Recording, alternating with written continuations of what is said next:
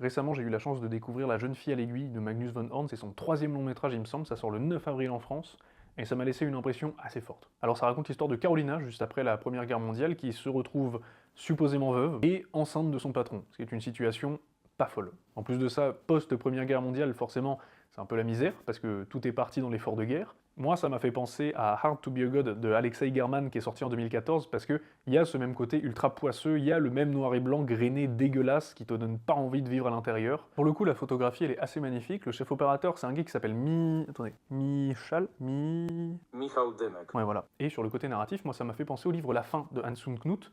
Hamsun Knut. Hamsun Knut. Ouais, voilà. Alors les deux œuvres parlent pas de la même chose et pas de la même manière, mais il y a ce côté cyclique de la misère qui est très intéressant à voir, qui est absolument cauchemardesque, parce que tu sors du film, tu fais une crise d'angoisse. D'un côté, ça met en avant la mise en scène de Von Horn, tout en posant la question, est-ce qu'on a vraiment besoin de voir tout ça? Et en fait, ce côté over the top de la misère, il est très intéressant parce qu'il soulève des questions éthiques dans un monde où les gens n'ont plus les moyens de rien et n'ont surtout plus aucun espoir, parce que, encore une fois, on sort d'une boucherie de 4 ans, et en même temps, cinématographiquement, ça questionne, parce que le film parle d'avortement, qui est un sujet très grave et très lourd, dans le contexte actuel comme dans le contexte du film, mais en même temps ça fait que le film passe à côté de beaucoup de choses qu'il aurait pu être, parce qu'il commence des histoires qui sont très intéressantes, et les développe pas là où il aurait pu faire une galerie de personnages absolument incroyable. Le problème de ce film en fait c'est qu'il a plein de bonnes idées narratives et visuelles, mais que tu sens qu'il galère un petit peu à avancer, à mettre un pied devant l'autre, et qu'il est obligé de lâcher du lest, et donc d'abandonner certaines idées au fur et à mesure du film. Je me dis que Von Horn, ce qu'il voulait très certainement, c'était vraiment une atmosphère, une intention émotionnelle grave, lourde, qui laisse une vraie marque. Donc c'est un film qui vaut le détour, il sort encore une fois le 5 avril au cinéma, et vous en faites pas, entre temps il y a une petite critique qui arrive sur le site de Cinéverse.